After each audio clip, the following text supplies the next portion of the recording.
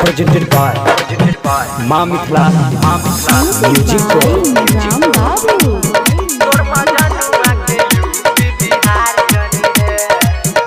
Singing by Sanjay Baba.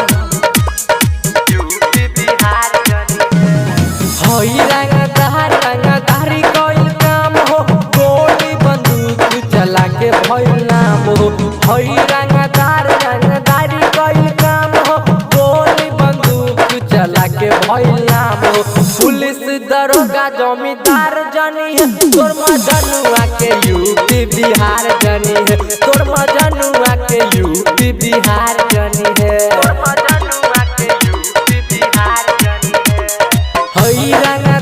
रंगदारी कोई काम हो, गोली बंदूक चला के भइल नाम हो। पुलिस दरोगा जमींदार जनी है, तोर मजनुआ के यूपी बिहार जनी है। तोर मजनुआ के यूपी बिहार जनी है।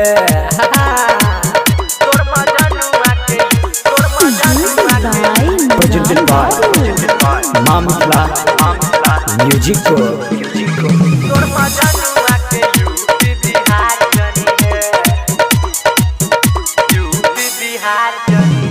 चलेला हमरा के सुन रंगदारी रे सुन रंगदारी।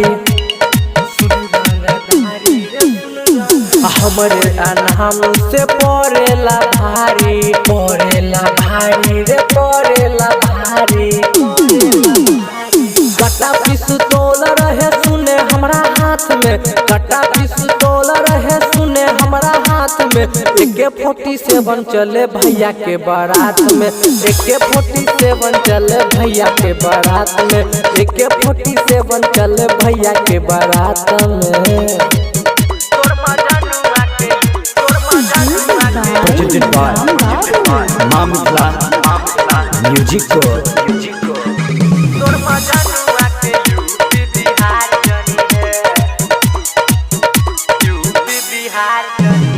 हमरा से बढ़ के ना केहू ह गुंडा, केहू ना गुंडा हो, केहू ना गुंडा।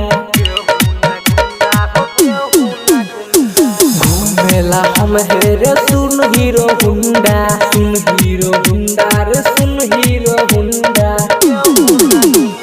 संजय राजेश कोहे बात साफ साफ रे, संजय राजेश कोहे बात साफ साफ रे। हमारा से बढ़ के ना केहू बदमाश रे, हमारा से बढ़ के ना केहू बदमाश रे। हमारा से बढ़ के ना केहू बदमाश रे, हमारा से बढ़ के ना केहू बदमाश रे। Presented by Maa Mithila music.